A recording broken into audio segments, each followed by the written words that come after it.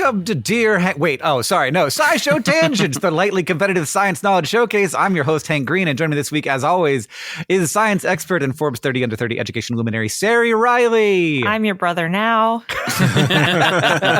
And our resident everyman, the inimitable Seb Schultz. And I'm also your brother. And also, we have some guy guest hosting here on Dear Hank and SciShow Tangents at long last, making his Tangents guest debut. It's the #1 best-selling author of The Anthropocene Reviewed and a passionate advocate for global healthcare reform, and also the author of his new book, Everything is Tuberculosis, which comes out March 18th and is available for pre-order now. Every copy is signed.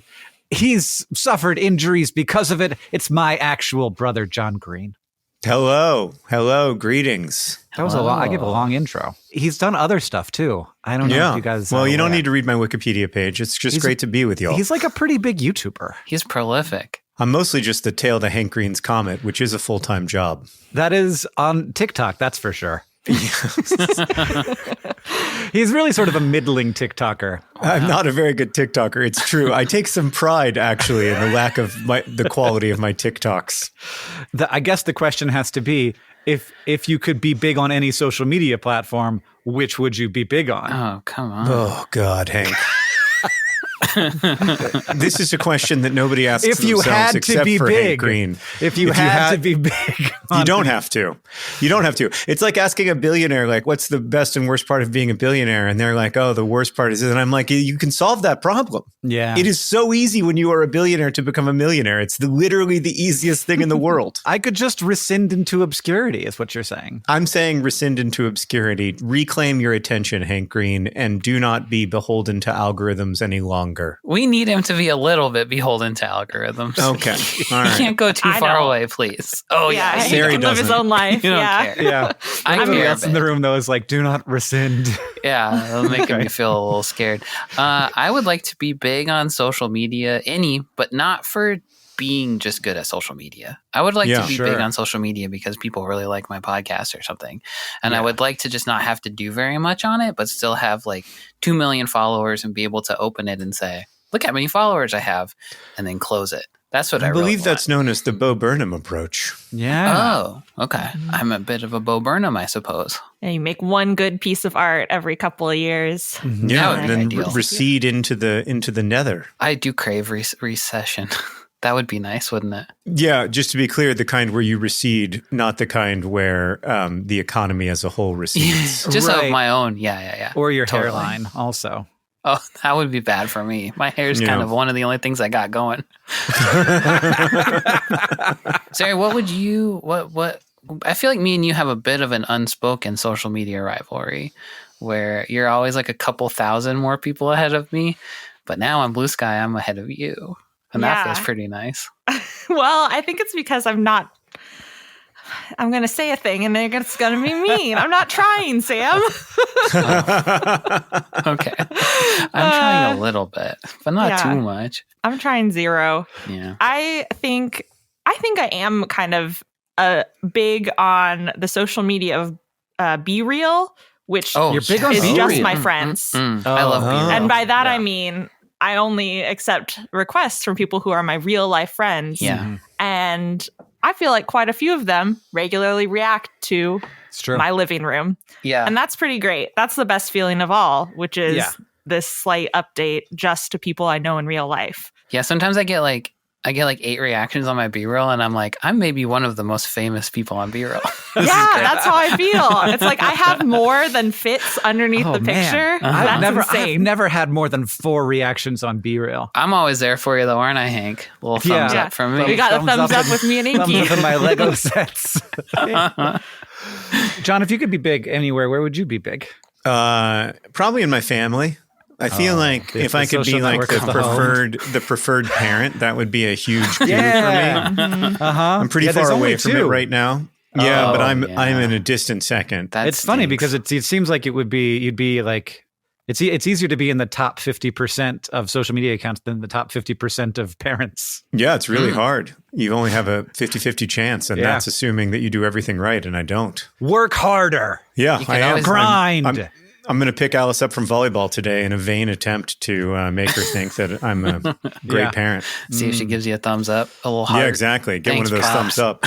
Yeah. If I could just get a thumbs up. Sometimes I feel like they just think you're part of the scenery. Oh, yeah.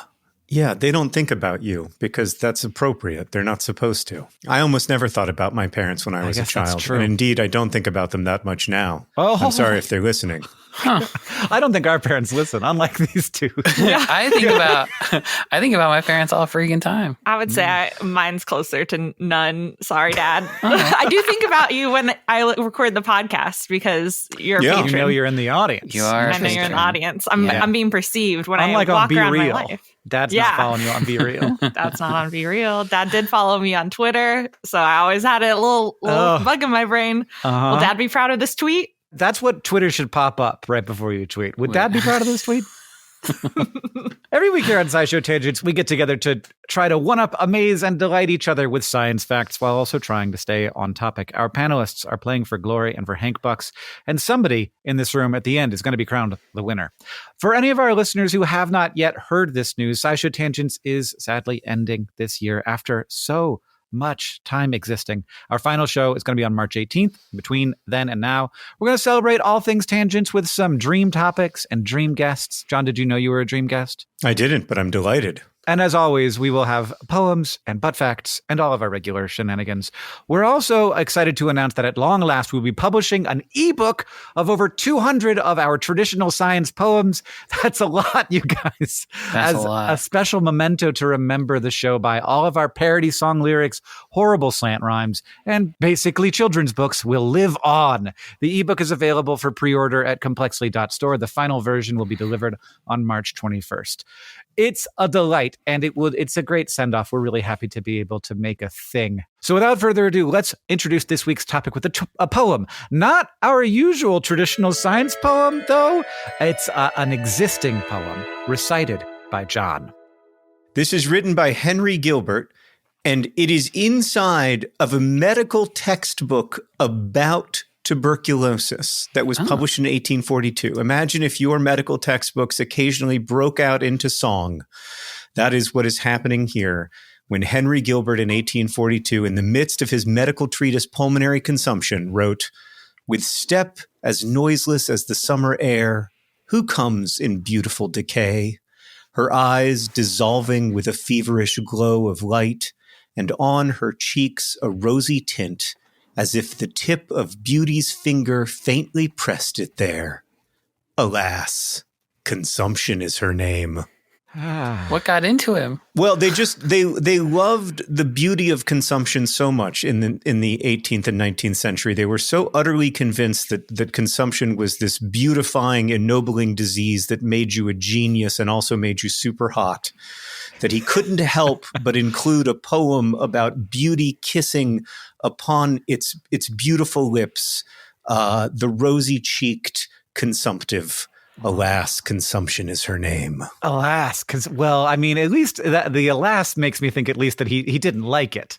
No, he understood that consumption was bad news. But it was seen as a very flattering malady, as Charlotte Bronte wrote someone as her sister was dying of consumption. She said, "Consumption, I am aware, is a flattering malady." Oh, do we have any flattering maladies these days? Well, I would argue that you look pretty good after the cancer. Oh, yeah. You got a whole new haircut. You got cool hair. Got new hair. Yeah, those chemo girls they're gonna be a big deal now. It's coming back for everybody. Mm-hmm. You never know what's gonna happen, though. I have to say, with the cancer hair, I love this about it. Sometimes people's hair come back different colors. Sometimes it comes back straight when it was curly. Sometimes it's curly when it was straight. I think yours came back a different color and curly. It is a little bit of a different color, and it also came back. Initially, though, it seems to maybe be filling in with a fair bit more recession, as we were discussing earlier. Oh. Mm-hmm.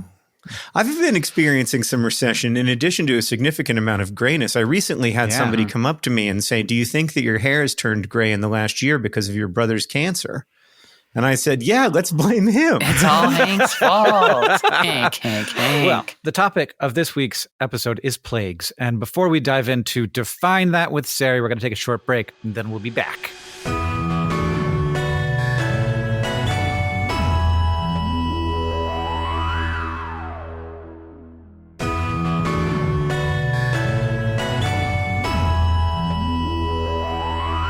Welcome back, everybody. Sari, what's a plague? They make me nervous, is all. Yeah. That was my nervous noise. I see. I have not heard that noise. You have so much fun during tangents that you don't make that noise very much.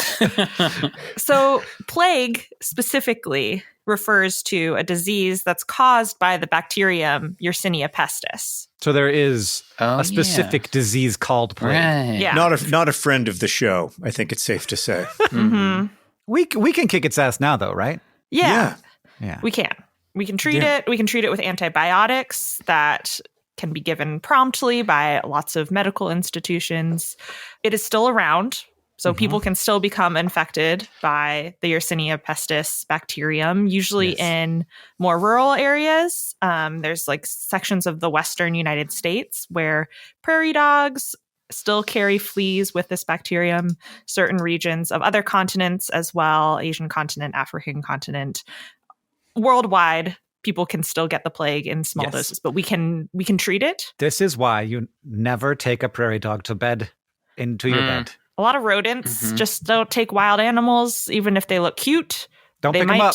Leave don't them pick there. them up. Don't cuddle them. If they're dead, still don't touch. Even more, maybe. So plague still exists. It is known for being killing millions of people, especially in Europe, especially in the Middle Ages, as the Black Death, and then in subsequent centuries, other epidemics of the plague. But somewhere around that time, when it killed so many people, then it became synonymous with kind of epidemic, pandemic. I thought it would be the other way, where like plague was a thing. Like people, there were plagues, and then they were like, let's just call this one, because this one's the plague. We're going to name this one after the institution. Don't they talk about plagues in the Bible or something? Is that not right? Well, that's all translations. Okay. Yeah, the Latin word plaga or plaga, because I don't know exactly how to pronounce Latin, meant stroke or wound, and then eventually an affliction or illness, especially related to divine punishment.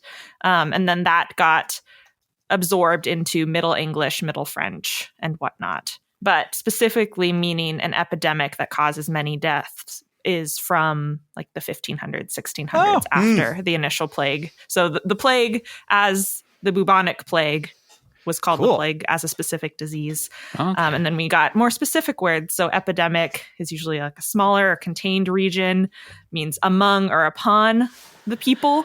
And then pandemic, pan is the prefix that means all, like panoply, panopticon. So all people is like a pandemic is bigger.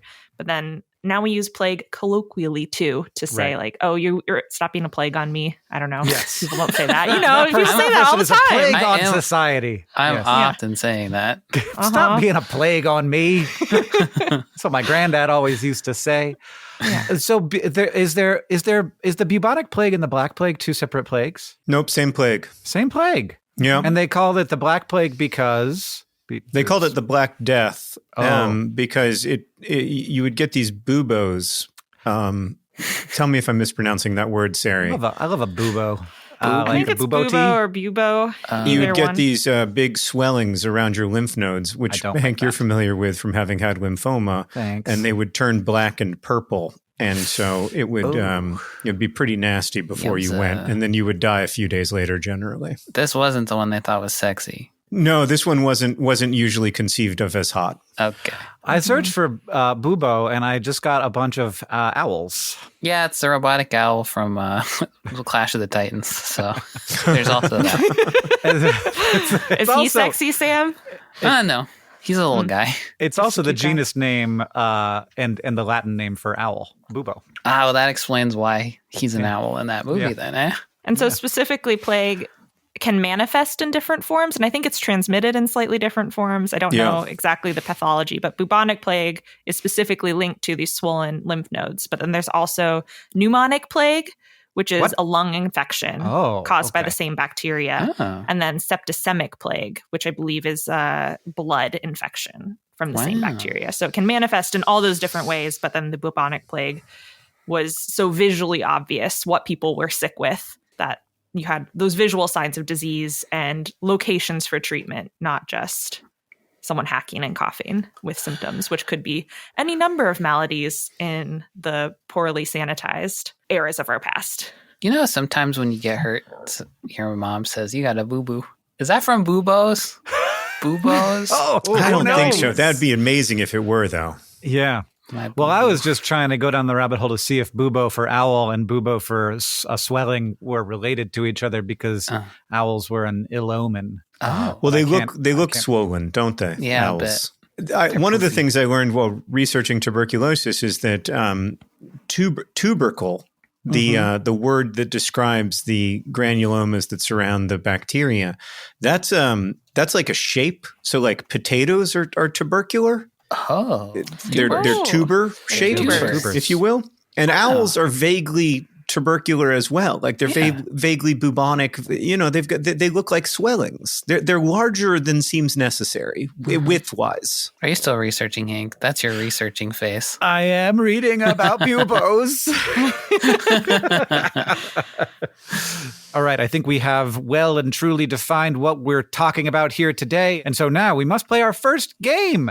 We're going to play a game of Truth or Fail Express. Bacteria are always shaping our lives, sometimes for good and sometimes for bad. In the case of the bacteria Yersinia pestis, which we have just discussed, the results are pretty awful. So today, we're going to take a journey through the history of the bubonic plague with a Truth or Fail Express. I'm going to tell you a story of how the plague has plagued us, and it's up to you to decide whether it is true or not. Are you ready? Yep. Okay. Mm-hmm.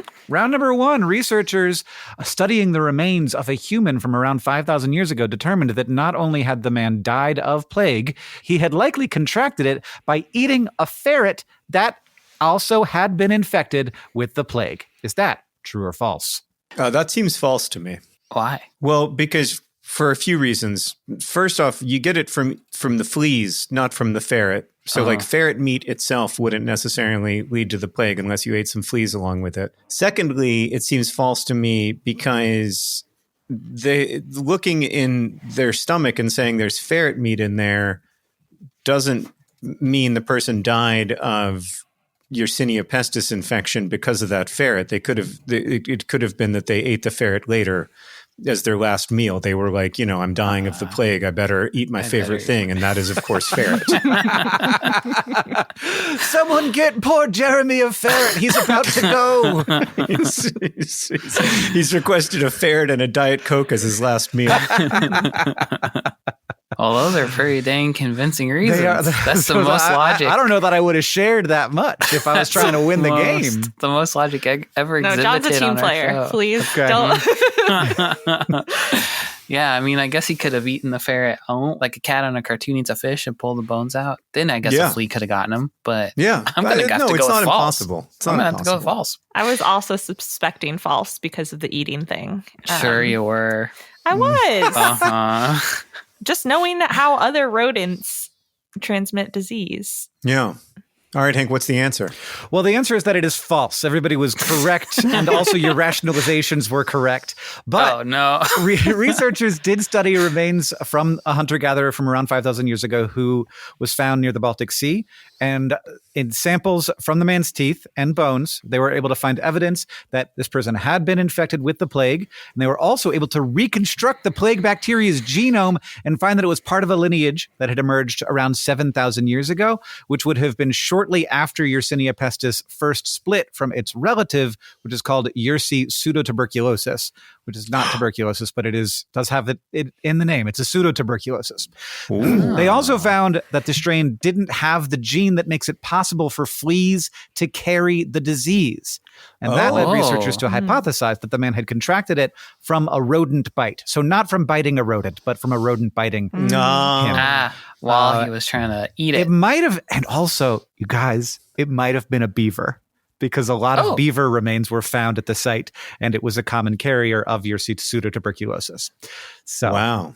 That's a big bite, too. I want to be bit by a beaver. I feel like that would be as likely to be fatal as the resulting infection. Yeah. You'd think that it would be like the localized infection that would get you. Like, back in the day, getting bit by a beaver would have been a real crisis. That's the first line in John's new hip hop song. I mean, it might be a crisis now. I can't imagine. I think it would be. Yeah. I do also think if you're at the point where you're getting bit by a beaver, you've made a couple mistakes leading up to that moment. But maybe you're trying to eat it. You're trying to like get the beaver so you can eat it, and you're having a beaver fight. Are they fast though? Yeah. Well, I don't know. Maybe it turned to fight, It decided it like not today. I don't doubt that they're strong, but they're huge. I don't know. I don't know. They are massive. I think I'd have bigger than you expect them to be. I think I'd have a decent shot against a beaver, honestly. It also depends land beaver or water beaver. I feel like land, maybe they're kind of slow and stumbly, but if you were trying to go after a beaver in the water, you'd be at a supreme disadvantage. Yeah. Absolutely. Well, Sam's also discounting the fact that beavers are probably like a biggest beaver weighs like twice as much as Sam. You don't know how much I weigh. I made that up. They're not that big. There have been really big beavers prehistorically, but these days a beaver caps out at around 3 or 4 feet long. Beaver. Yeah, I'm taking that thing on, no problem. Put your bets down. 40 to 70 pounds, though. The very old fat beavers. This is from the Alaska Department of Fish and Game. So they're saying it says that very old fat beavers can weigh as much as 100 pounds. Why do they have to be know? It's good to know that beavers also gain weight as they age. Yeah, it's normal. Just a natural phenomenon. That's so mean. Yeah. Like as if it isn't enough that you're like stealing the beaver away from its natural habitat and weighing it, then you've got to also insult it. Very old. Very old. Why do they say very old? Why can't they just say old? Very old fat beavers. Look, when I read it, I was like, is this an AI summary of something? But no, I was. All right. Give me another question. Round number 2, Isaac Newton was responsible for many important discoveries, but perhaps his most accurately appreciated discovery was the cure he devised for bubonic plague, which involved boiling a rat's tail, grinding it into powder, and then mixing it with mead. Is that true or false? Now, I thought you were going to say Isaac Newton made the discovery of gravity. I guess he didn't discover gravity. It was already around. But whatever, you know what I mean. During his plague year, that like he had to go away to the countryside because there was plague. And so when he went away to the countryside, he made all these important discoveries. And that's true. Oh, that is true. In fact, it is the follow-up fact that I was going to tell you. Oh, dang.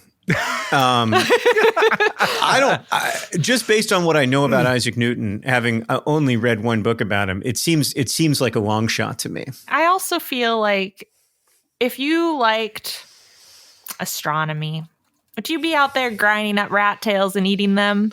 Or would you just be like, I'm going to run away? I'm going to leave the biology to the biologists. Also, what a bad cure for the plague to like be playing with rats. Yeah. Yeah. That doesn't seem smart. I'm going to say false. I'm also going to say false, but there were a lot of weird things out there. Was he like a weird kind of guy? Yeah, he was a weird dude. All scientists that got famous. Weird dude. He also did some outright theft. Idea theft or idea theft. Okay, he wasn't like lifting silverware at the places. No, I don't think so. Though he could have without being caught. Yeah. The question is phrased oddly in a way that is like, I don't know. I'm going to say true just to see what happens. I'm a bit of a scientist myself. Well, the situation is, in fact, it is false. John is right that he did go off during the plague, which killed around 100,000 people. And when he was quarantined at his family estate, he did a lot of his most famous thinking. But when he went back to school, there is a real remedy in this story. In 1667, he read up on a bunch of medical texts and came up with his own plague remedy, which was to hang a toad upside down in a chimney for 3 days, wait for it to vomit and die. Oh. But then, collect the vomit, grind the toad into a powder, and mix the vomit to create little lozenges and put the lozenges on the affected area. And Are you kidding us? Cure. I'm not. What the hell? That's stupider than the rat tail thing. Yeah, that if you just said that, I would have been like absolutely false. There's no way hanging a toad upside down for 3 days, making it vomit and die is part of curing the plague. So you tried too hard, Deboki. Come on.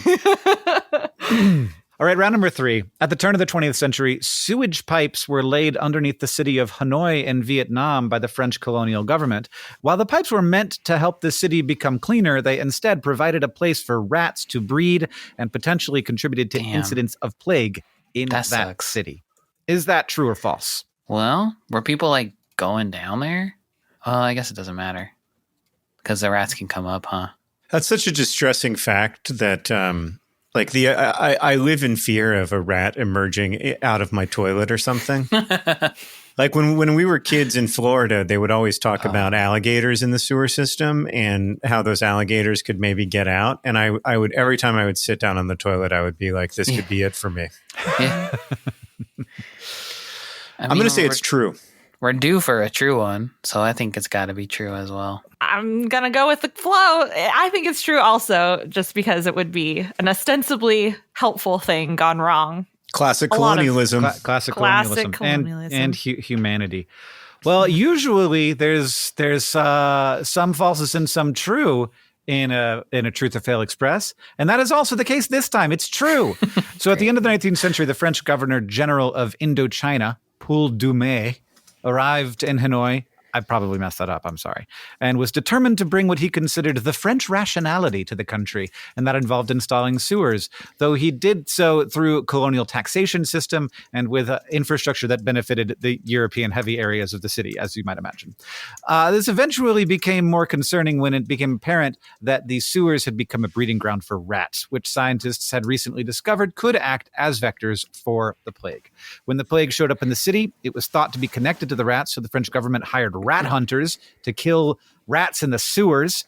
So that's a job that you could have. And when that didn't work, the government began to offer a bounty for dead rats. But since all you had to do to collect the bounty was submit a rat tail, people just started like cutting the tails off of rats.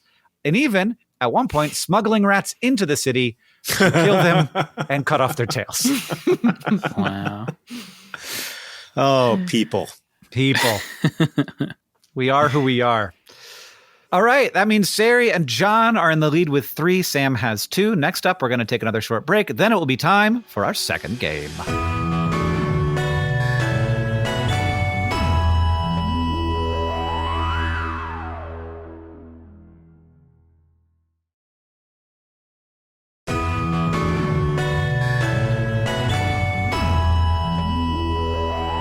Welcome back, everybody. It's time for game number 2. Sari, what do we have? We've got a game of the scientific definition. So I am going to give you all a word or a phrase that was somehow related to plague treatment in Europe during around the 14th through 17th centuries, peak Black Death. And then you are going to try and explain what this thing is through the powers of deduction or guessing. And whoever gets closer, by my subjective judgment, will win that round. And then, because I know all of the answers, I will explain what these weird things actually are.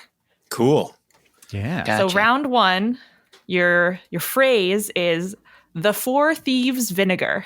The 4 thieves vinegar.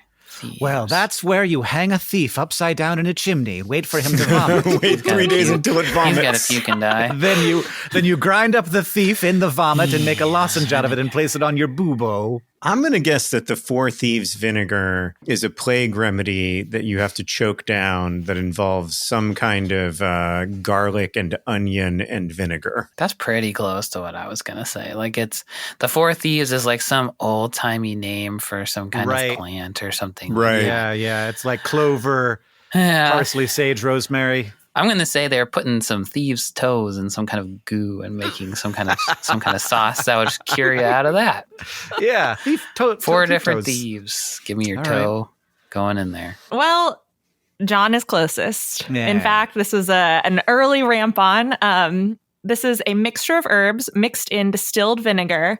But instead of drinking it, you supposedly rub it on your body to protect you from getting infected. That definitely won't work. Block it out. Yeah. Well, it makes sense. I mean, neither will drinking it, to be fair. And it's at least more pleasant to rub it on your body. Yeah. I bet you might be a little stinky. Maybe that'll keep the fleas away. Yeah, it might keep the fleas away. That might actually be an effective strat. Yeah. And that is what people have researched. So it contained several different herbs, and the ones vary, including clove, lavender, marjoram, rosemary, garlic, wormwood, sage, brewing it in vinegar, and then you rub it all over your body. And some of these plants are known flea repellents. So it worked for some people. All right. To My bad. repel a little bit, but there are versions of it nowadays used by herbalists when you don't need to deter it from the plague that have, I don't know, it has been latched onto by pseudoscience also, of being like, chug this vinegar, your health is going to be so fortified and good. What, they're drinking it? They're drinking it now? I don't know. They're drinking it, they're rubbing it, they're doing whatever people Put it do. on a salad. Cleaning their tea kettles with it. Hank, you would have got plagued big time. You'd have turned your nose up at the 4 Thieves vinegar. I would have been like, there's no evidence. Well, show me the evidence. And people be like, peer review doesn't exist, Hank. Just rub the vinegar on you. And the reason why it was called the 4 Thieves was not the ingredients, but a legend that stated that thieves would use this mixture to rob the people who were dead or sick of the plague. Oh, so rub it all over themselves. And then sneak in Who's and then steal. Why 4? You don't know. I don't know, just a crew of thieves. It sounds cool. What a bad gig. You're trying to have your beloved last meal of ferrets, and then in comes the...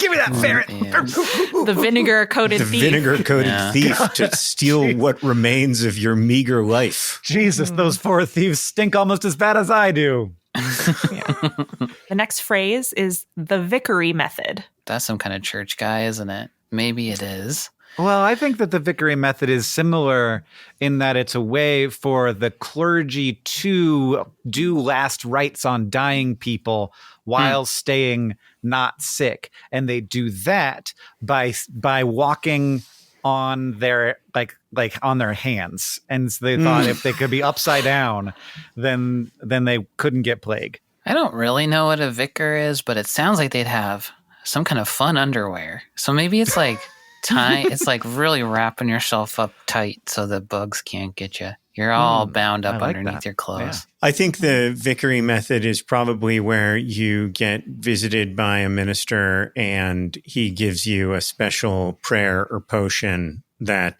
protects you against the plague. You just got to like eat a ground up cross Bible or something. verse. Yeah. Like you just eat a Bible verse. They cut it out for you and then you swallow it. And that's a real thing. That's people used to do that. They used People did that.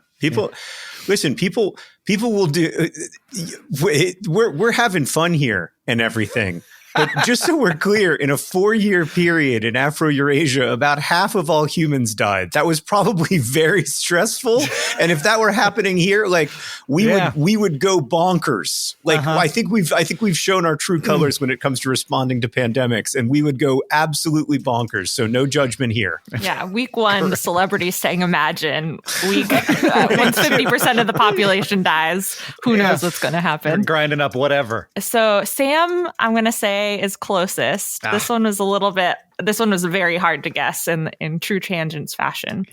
So this was also known, if anyone had asked for a hint, is the live chicken treatment. Oh boy. Where young roosters or chickens got their butt feathers plucked and then they get strapped to the patient's swollen lymph nodes. The feathers, not the chickens. No, the chickens. The bare butt of the chicken. The bare butt of the chicken. Oh. Yeah. Of course. But then what does the bare butt of the chicken then do? So theoretically... Because I know what chicken butts do. I know one thing that they do. Those cloacas, they poop. They poop an egg. Yeah, they poop an egg. Apparently, I was reading, there's a very good paper about the live chicken treatment for buboes. Hell yeah. I read the whole thing. Domesticated chickens had been a part of a lot of early medical traditions. So like chicken broth was supposed to be good for balancing your humors during the humoral theory of medicine. And these views seem to come from the fact that chickens could eat all kinds of crap from the ground. They could eat insects and worms and weeds and kitchen waste and all these things that humans were like, they must be poison. And then the chickens could eat them and still remain pure and good. And then there is also perhaps a secondary idea that chicken cloacas could like they breathe through their butts or something. And so they could absorb stuff through it. So by strapping a bare chicken butt cloaca to your bubos, then that would leach out whatever poisons were inside your body into the chicken. And then you could just like keep swapping out the chickens until they don't die or until you die first, because they didn't actually do anything along those lines. I feel like I would have been so good at being a scientist back when everybody was really stupid. I don't know. Isaac Newton was pretty good at being a scientist, and he was strapping up dead frogs. Well, I know. I mean, I would have stumbled into one or two right things just like him, but along the way, you would have. I'm sure you would have stumbled into the exact same number of right things as Isaac Newton. Oh, and it was named after Thomas Vicary, who was a doctor barber, as many people Dr. Barber.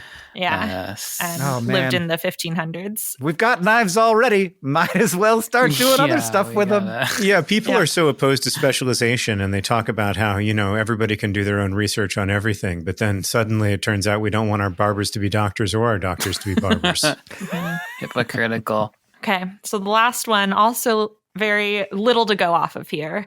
It is the Zenexton, spelled Zenexton. Ooh, this is nothing. We can't do it. This isn't fair. The Zenexton. Can I get a hint? This is not fair in a game of Scrabble. Yes, this is not. So it was suggested. It was first created by it was theorized by a Swiss physician, alchemist, lay theologian, and philosopher named Theophrastus. Von Hohenheim. Oh, yeah. Okay. Paracelsus. Classic. Paracelsus. Yeah, that guy. We got a wizard. We got a wizard creating a thing, and he was like, I'm going to call it the Zenexton. All right, I'm going to guess that it's metallic based, that it's somehow some kind of alchemy is involved, and they mix mercury and lead, and you just ingest that, which of course is great for you. I mean, what else could it be? Except maybe I'll say it involved human hair somehow. Oh, I love that. Okay. Can you give me the word again? Zenexton. Zenexton. That's absolutely the kind of shit Paracelsus got up to. Yeah, like I bet that has nothing to do with the thing. He just thought it sounded cool. It sounds really cool. It does sound extremely cool. I'm going to say that Zenexton involves whole body submersion in something. That's all I got. I'm going to give it to John. It is an amulet worn to protect people from the plague, but specifically it was a cylindrical steel case into which you place what are known as plague cakes, concocted of various ingredients, not including human hair, mostly made of dried up toad. What the heck? Dried up toad. Man, they love toad. They loved a toad. They had so many toads on hand. They had to with all of them. They're weird. Yeah. I mean, bad day for toads. Do you think that there was a bunch of articles in the BuzzFeed of the day that were like, nature is returning as everyone dies? No, I think that there were, though, definitely in toad newspapers, there was man, this Black Death is terrible for us. Yeah. We've got to do something about the Black Death. I'm 90% sure that we can't get this disease, but we sure are suffering. Somehow we are really being held accountable for something that we had nothing to do with. Yeah. I really thought you almost were going to say toes when you said toad inside of the amulet. And I was like, oh man, it's toes part earlier. of it. I mean, it's partly toad toes. It is. There are toes in there. Included. True. Yeah. So specifically Paracelsus wrote, he was like, I came up with this thing, the Zenexton. It's an amulet, and I won't tell you how to make it. It is going to cure you and protect you of the plague. And then he left other people to try and come up with what it was. And so Oswald Kroll was one of the first people who tried to make it and then use the hints that Paracelsus left in his text to identify that it's mostly dried out and smashed up toads. And then all kinds of weird stuff, like some arsenic in there. Sure. Roots, emeralds.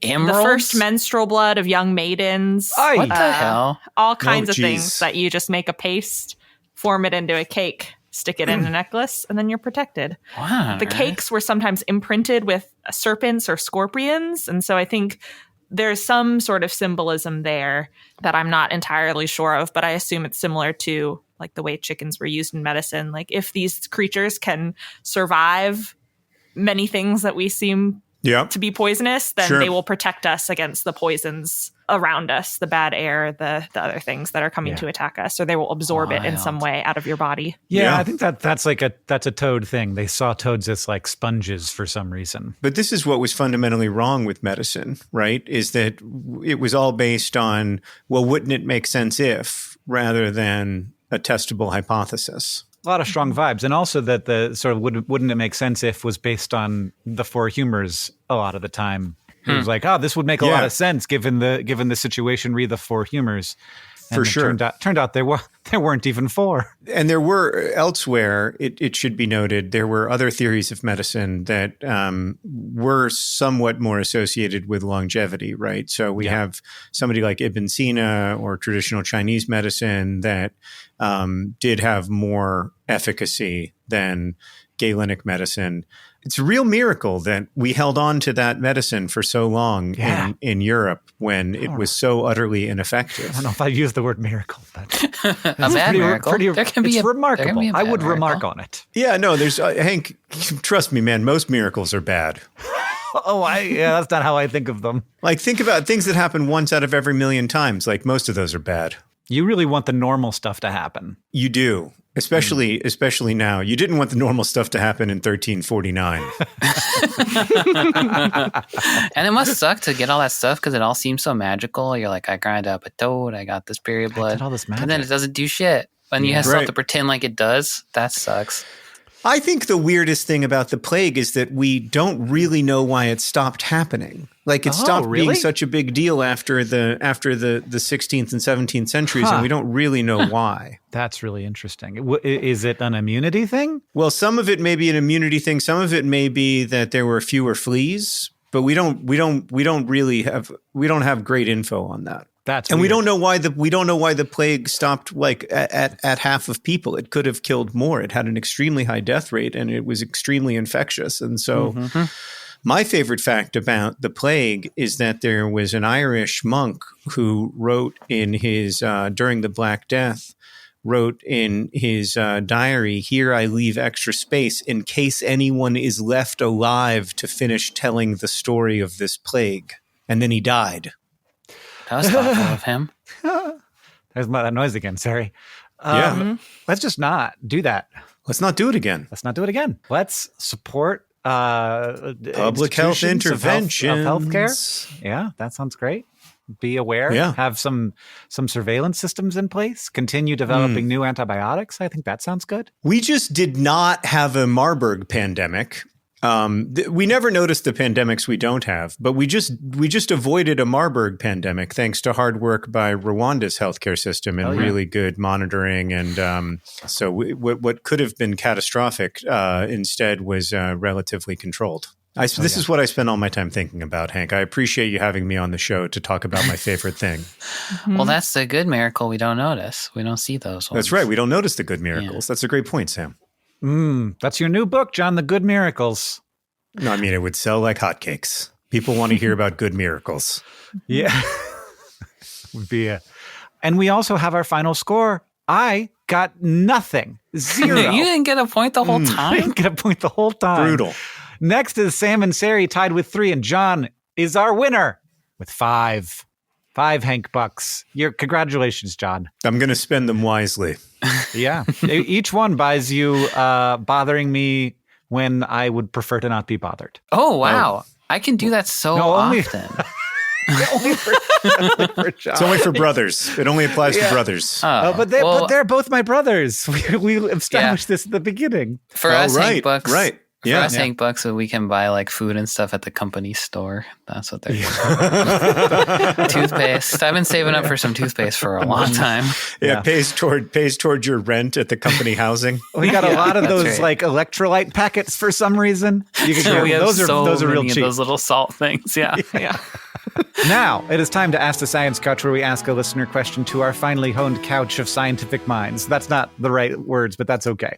Sam, what do we got? Europa Eastabrook on Patreon asked, why are the descendants of survivors of the Black Death resistant to HIV if HIV isn't considered a plague? Well, is HIV could be considered a plague. We've talked about how it's used colloquially, but it is not related to the plague at all. HIV is a retrovirus, plague is a bacteria, so not even close to each other. This is a true fact? Yeah, I've heard this.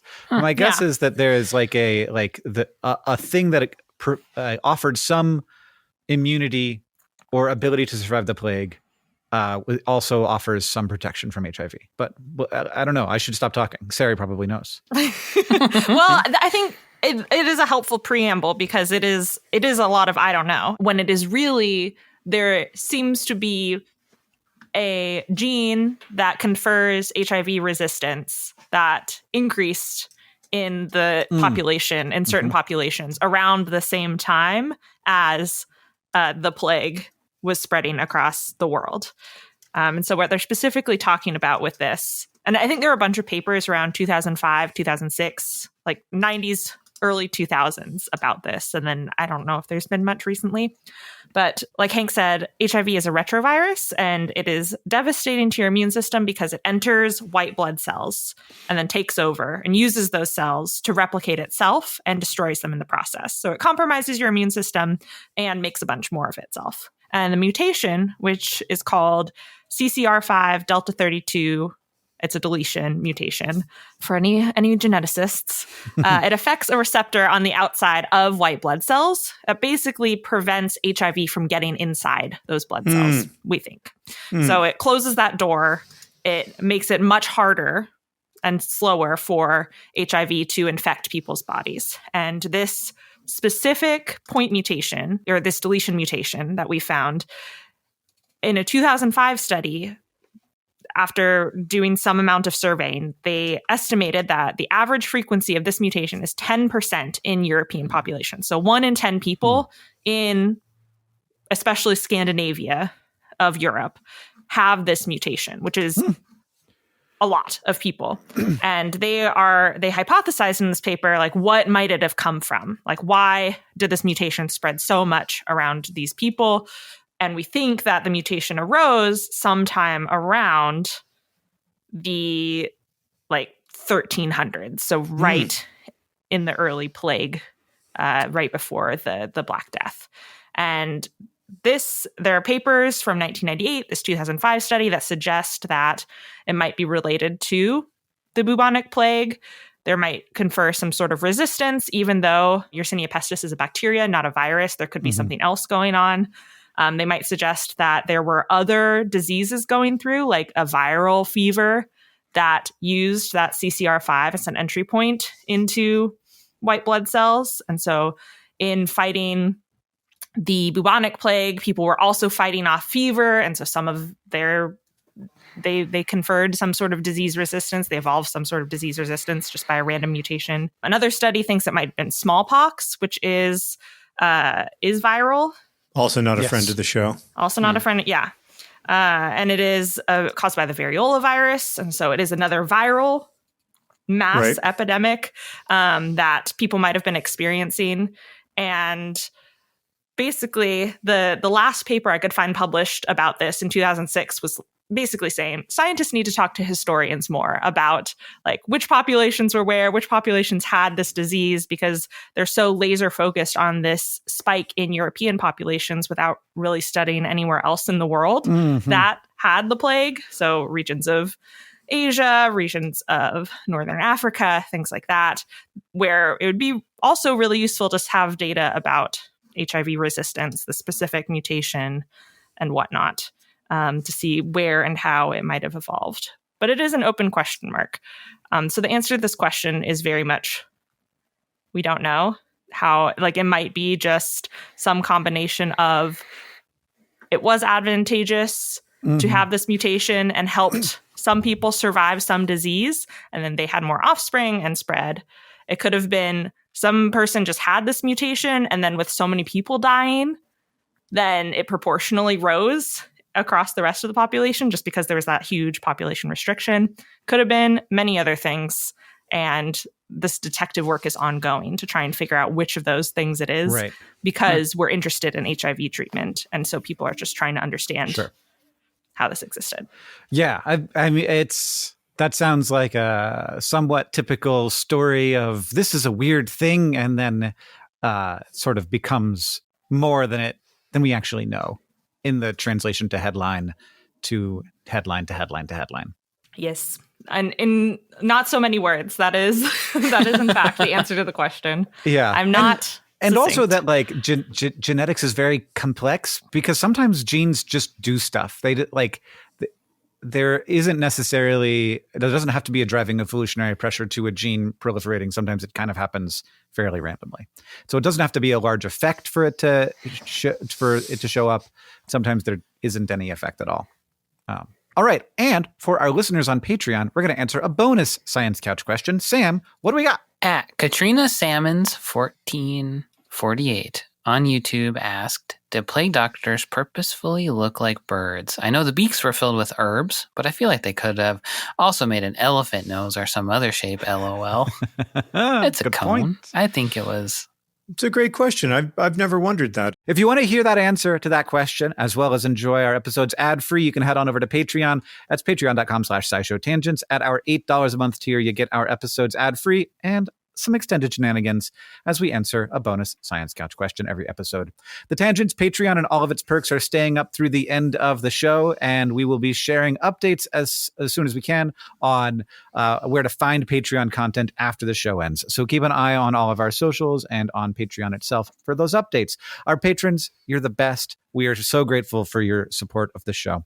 And also remember, you can get that poem book with over 200 science poems of varying quality at complexly.store. And I'm gonna snap that one up immediately. I'm very excited that it's the thing that exists in the world. And I'm amazed by how much of that there is. If you want to ask the Science Couch your question, you can follow us on Twitter at SciShow Tangents, or check out the YouTube community tab where we'll send out topics for upcoming episodes every week, or you can join the SciShow Tangents Patreon. Thank you to Will Frund on Patreon, at Home Journeying on Twitter, and everybody else who asked your questions for this episode. John, thank you for coming on the show. I can't believe that it's taken us this long to have you on. It is my joy. Thanks for having me. And of course, if you want to learn all about what John has learned about, you can go to everythingistb.com and pre-order a copy of Everything is Tuberculosis, which is a lovely and very good book. It's a banger. I think is going to be very successful. That's what the world is crying out for, Hank. Well, it's going to be successful. I think it's going to be shockingly successful at its goals. I hope so. Yeah. Fingers crossed. If you like this show and you want to help us out, it's so easy to do that. First, just go to patreon.com/SciShow Tangents to become a patron. Get access to all that stuff we just talked about. Second, you can leave us a review wherever you're listening, which is very helpful and it helps us know what you like about the show. And finally, if you want to share your love for SciShow Tangents, just tell people about us. Thank you for joining us. I've been Hank Green. I've been Sari Riley. I've been Sam Schultz. And I've been John Green. SciShow Tangents is created by all of us and produced by Jess Stempert. Our associate producer is Eve Schmidt. Our editor is Seth Glicksman. Our social media organizer is Julia Buzz Pizzaio.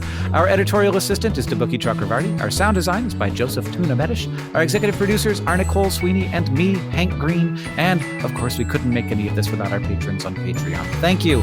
And remember, the mind is not a vessel to be filled, but a fire to be lighted.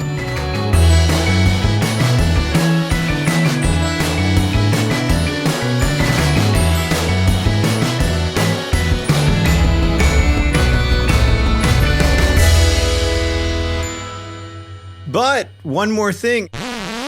As we talked about, the bubonic plague is characterized by painful, inflamed lymph nodes called buboes, which were the target of many medieval medical treatments, from bloodletting to rubbing different concoctions on top. One such concoction was a paste made of plant materials like tree resin and white lily root and human feces. Needless to say, rubbing poop on sometimes open wounds did not make things better, and in fact may have made things worse. Why? We've been around poop for so long. Why did we think perhaps? Why did we think we should rub poop on open wounds? Maybe. Usually what a bad gross, call. But this time it could work. I never think that will work. It's never gets on the list.